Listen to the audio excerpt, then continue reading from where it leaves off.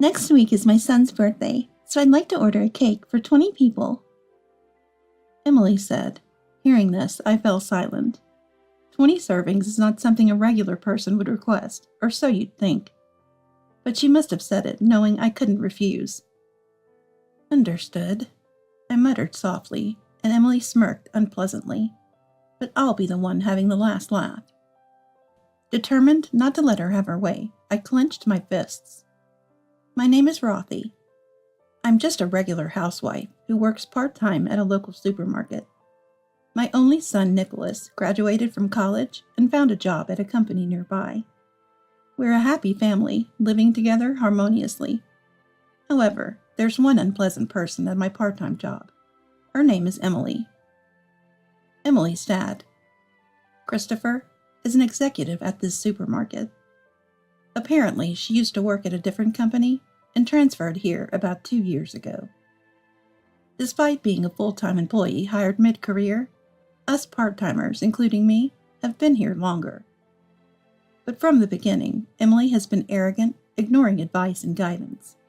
Both the staff and part-timers are at our wits' ends. About a year ago, a part-timer named Rachel confronted her. Emily, even if your dad's an executive, you're just an employee here. We part-timers are your seniors.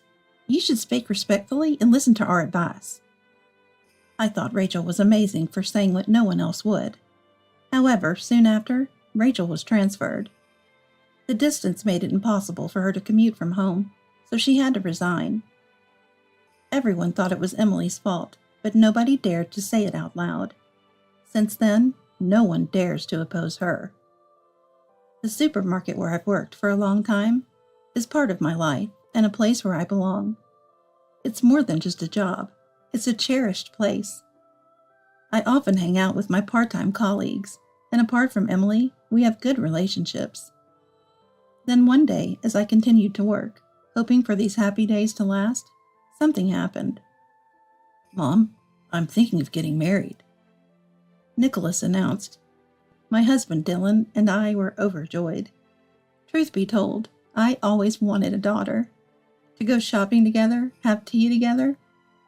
I dreamed of having such a mother-daughter relationship, but after Nicholas, we were not blessed with more children, so that dream remained unfulfilled. But I hoped that by getting along with Nicholas's wife, I could build such a relationship. What's she like? I eagerly asked. Nicholas seemed happy. She's a very kind girl. Her parents seem well established, like she comes from a good family. I'm still a bit worried if I'm good enough for her, he said. That's wonderful. I'm excited to meet her, I replied. Her name is Emily, it seems. Nicholas often talks about her saying, Emily this, Emily that. She apparently attends cooking classes and is good at cooking. She seems to like sweets, too. Hearing Nicholas talk about her made me happy. A week after Nicholas's news on the weekend, she was coming over to greet us. She arranged it to match my day off. Not being as skilled in cooking to impress someone who excels at it, I had ordered pizza and prepared a cake for that day. Dylan and I waited at home for Nicholas to bring her over. Then the long-awaited doorbell rang. She's here, coming. I rushed from the living room to the front door. We're back. Emily, this is Mom, said Nicholas. As I turned to the woman beside Nicholas, I froze in shock. Nice to meet you. I'm Emily. Huh. Emily, right. The woman Nicholas brought was none other than Emily, the cause of my troubles at the part-time supermarket job. You know my mom? Nicholas asked. I had no idea Nicholas's mom was you. Emily seemed surprised, too. Come in for now, please, I said, still shaken, inviting them inside. Leaving me at the entrance, Nicholas led Emily to the living room. Hearing them talk with Dylan, I took a deep breath to calm myself. They met at university. Emily is 2 years older than Nicholas. They were introduced by an acquaintance, it seems. They reconnected about a year ago and started dating. I was surprised to learn your part-time job was at my workplace, You said you were in administration, so I thought you worked at a law office near the supermarket. Nicholas said, laughing nonchalantly, not knowing where his girlfriend worked. Indeed, Emily graduated from law school and used to work at a law firm. Nicholas must have assumed she worked at a law office and never asked explicitly.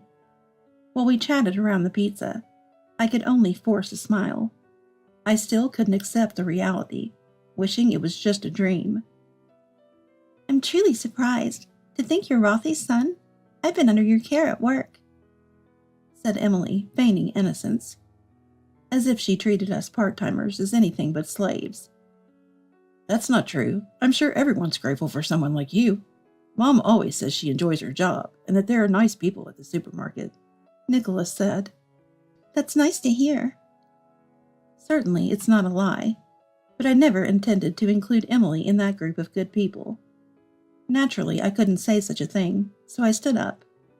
I'll go prepare the dessert. Emily, would you like coffee or tea? I wanted to be alone quickly. My heart was busy. I thought I had to calm down. But then, I'll help, Emily said, standing up. A line I had never heard from her at our part-time job. It's okay. You're a guest. Please sit down. I insisted, but Emily walked to the kitchen. Dylan and Nicholas watched this with smiles, so I sighed quietly. However, Emily didn't miss that. It's really surprising to think you will be my mother-in-law. Yes, that's right. It will be easier to get along. Looking forward to it. What did she mean by that? I had a bad feeling about those words, but I tried to keep a smile. Gross, you're grinning. Despite always showing disgust towards me at work, just so you know, don't say anything unnecessary to Nicholas. Her words made my smile disappear. Emily knew. She knew she was disliked by us part-timers. Just because I happen to be Nicholas's mom, she must be planning to do whatever she wants, using Christopher and Nicholas as shields. I turned pale. I was frightened by her, fearing she would destroy our happy days. Emily eventually left the kitchen without helping. That must have been her purpose for coming here. What about the preparation? At Nicholas's voice, Emily replied cheerily. I didn't want to be in the way, so I came back. I told Nicholas, won't you reconsider the marriage? But my words would undoubtedly make me disliked by my son. Don't interfere with Nicholas's marriage. Even Dylan scolded me, so I just watched the two of them. Still, they seemed to have a good marriage, and Nicholas looked happy. A month after the marriage, I found out Emily was pregnant. Although it was complicated, I was also happy. Nicholas and Emily built a house next to ours, a separate household from Nicholas's.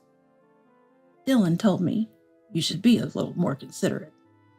But knowing Emily's true nature, I wanted to avoid her. Still, I loved my grandson. His name was Ethan, a lively boy. I rarely saw him, but I looked forward to hearing his healthy cries. However, about 6 months after he was born, there was a day when his crying could be heard all day long. I finally rang the neighbor's doorbell.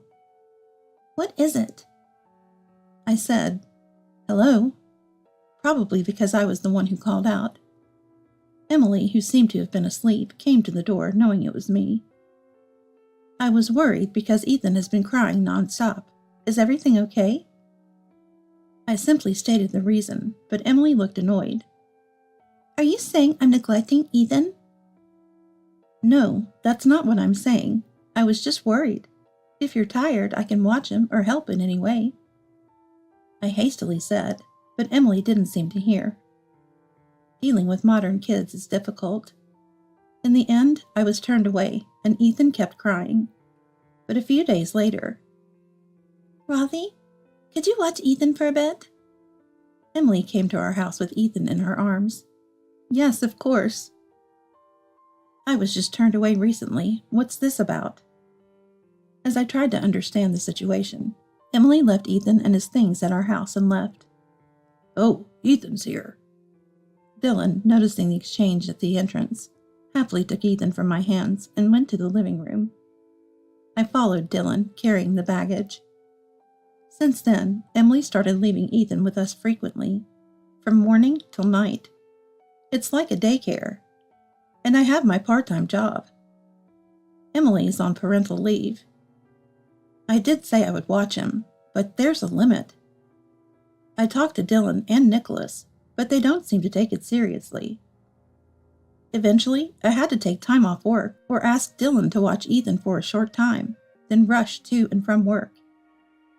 But interfering too much and upsetting Emily would be troublesome, and despite the difficulty, I enjoy and cherish my time with Ethan. Dylan also looks forward to Ethan coming every day. Busy but happy, the three of us spent enjoyable times together.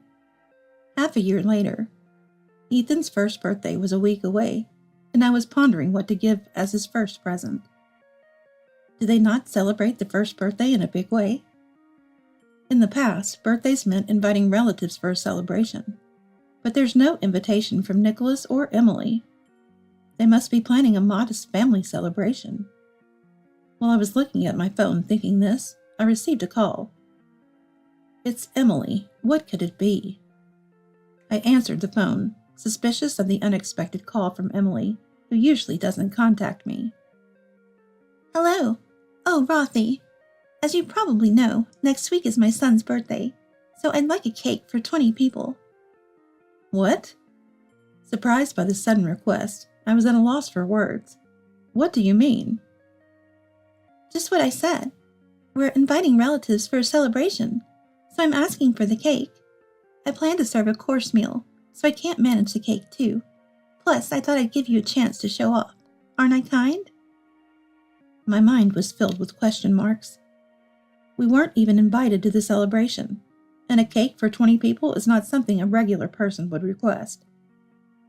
Emily's relatives, aunts, and uncles will be among the about 20 guests. Surely my employer at the supermarket and Emily's father-in-law Christopher will be there too. I already told Dad that you will make the cake. It's a chance to show your good side. Who knows, you might get promoted to a full-time position. Emily said mockingly, I don't aspire to be a full-time employee. As a part-timer, I shouldn't worry so much, but I can't forget Rachel, who is driven to resign. I told myself I must avoid being pushed into quitting. Emily's words are like knowing I can't refuse, exploiting my weakness. Cakes are easy. I'm more experienced in cooking, so I'll give advice. She's presumptuous, more than I thought. Reluctantly, I agreed. All right, but with 20 people, maybe you should reconsider the course meal, serving individual portions or using a large platter. Huh? I'm the senior here. I'm not asking for advice. And what do you mean, okay? Can't you speak more respectfully? What kind of person is she? I held back my words, muttering quietly. Understood. I could imagine Emily's smirking face on the phone, my frustration seeping through. She probably plans to ridicule me, presenting my poor cake after her perfect full course. But I won't let that happen. I'll have the last laugh. I made a decision. Of course, Ethan is the star. I want to make his first birthday memorable, even though he won't remember. I started planning the cake design, went to a baking supply store for ingredients. Though I was forced, I felt excited preparing. Emily seemed annoyed. Amateur excitement won't amount to much. You should have asked me, the senior, for advice. She'd come over to scoff, but I had no time for that. Later, Dylan and I were officially invited to the birthday. On the day, Dylan, with nothing to do, left early for their house. It's too early, I said, but he was too excited. I sent him off with a smile and got up. Time to prepare, I muttered, checking the time when the doorbell rang. Rothy, are you ready? Emily. She started entering without permission. She frowned, seeing me relaxed. What? You were sitting. Where's the cake? I was about to start. Don't worry, I'll bring it on time. It was only 8 a.m., 4 hours till everyone arrives, but Emily was shocked. An amateur can't make a cake for 20 people in 4 hours, she ranted. I've been preparing perfect dishes since 4 a.m. Don't ruin the event. Okay, I get it. It's Ethan's birthday. I wouldn't do that. I snapped back, making her frown more. Just make sure to bring the cake by 12 p.m. She left snorting. Was she bragging about finishing her part? I laughed at her frustration, seeing me do nothing. Once the door closed, I started. I brought the genoise from another room to the kitchen. A 20-people cake can't be baked in a home oven. I had borrowed a friend's oven to bake the large dough. I decorated it with prepared cream and fruits, made Ethan's favorite carbs from cookie dough, and was satisfied with the finished cake. It was 11 a.m. I hurriedly finished and called Nicholas to safely transport the cake. I left the cake in a cool place and headed to the room where everyone was gathering, the largest room in Nicholas's house. They planned to eventually build a wall here to divide the room and turn it into a children's room. It was a good opportunity to have such an event, as we hadn't celebrated the new house with relatives. Ethan, unsettled by the crowd, was crying, with Nicholas holding him. Everyone smiled at little Ethan's discomfort. Then Emily, with her mother-in-law Olivia's help, proudly brought in her dishes. Here's the appetizer assortment. She placed small plates in front of each guest. The presentation was indeed beautiful and well-crafted. But by the time she finished serving everyone, the first plates needed clearing. Ethan was still crying, and Emily and Olivia were busy. I stood to help, but Christopher said, You should sit, Rothy. We're supposed to be the guests.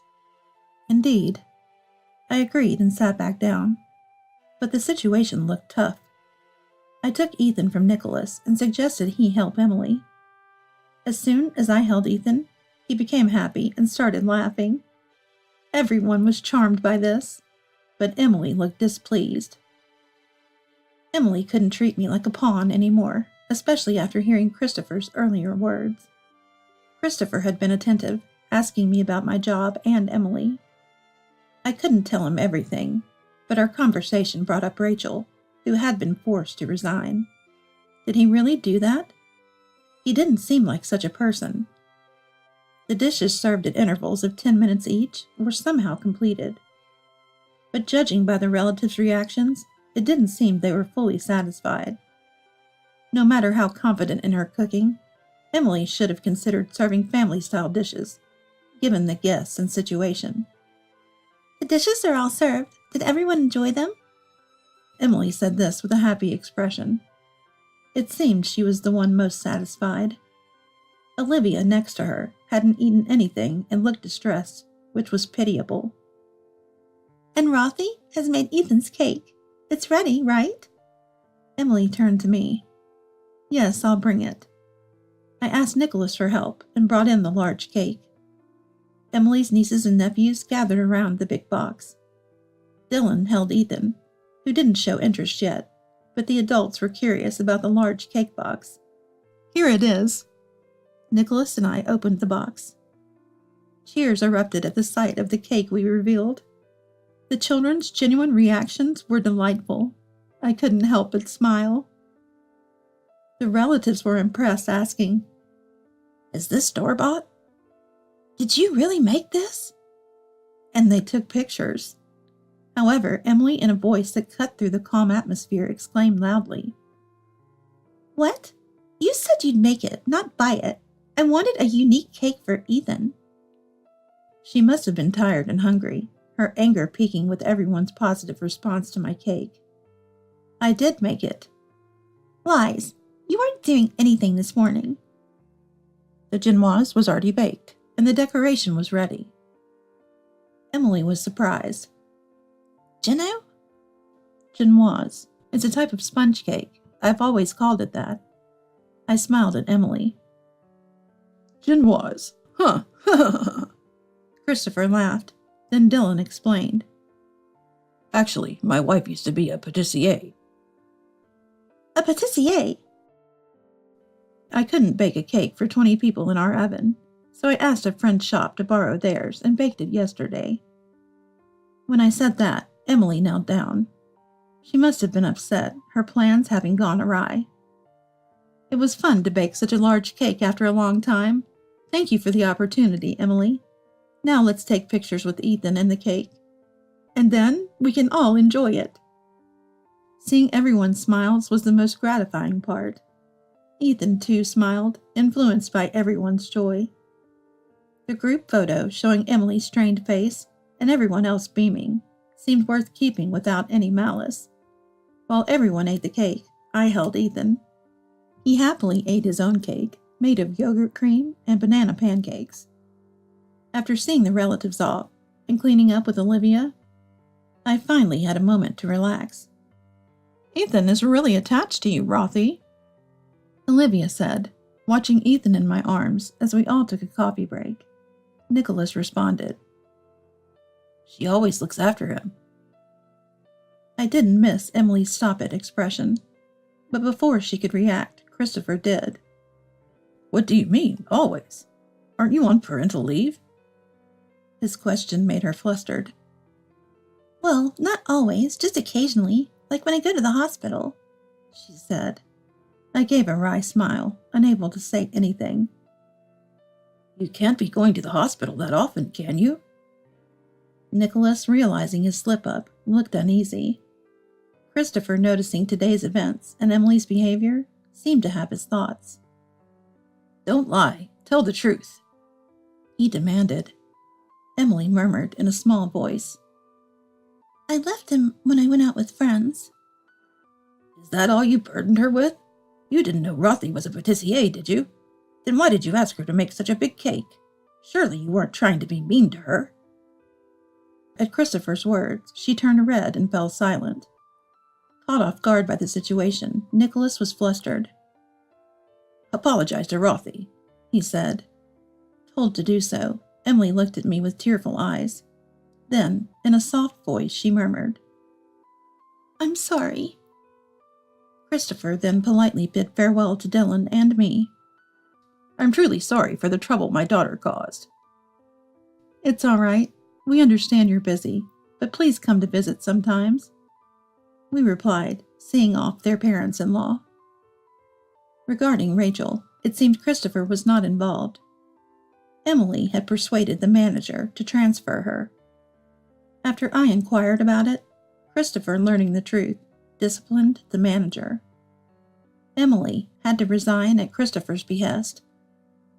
Christopher, angry at her for disgracing him, later visited the store where I worked to apologize. He indeed seems to be a responsible person. Since then, Emily has been respectful and doesn't belittle people. She seems to genuinely care for Ethan. Nicholas, unaware of her coldness towards me, was disillusioned after learning everything. It was the first time he scolded Emily.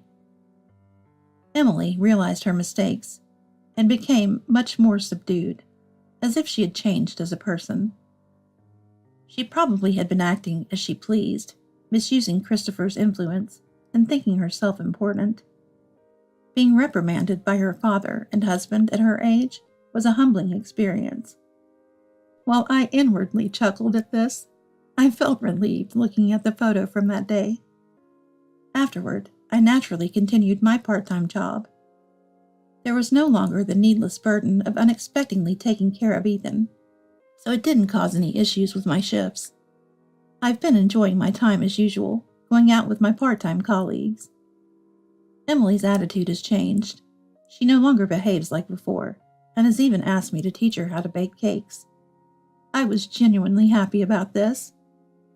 While it's not the mother-daughter relationship I had dreamt of, I hope to gradually build a good relationship with my son's wife. I want us to become a family that celebrates and watches over Ethan's growth together.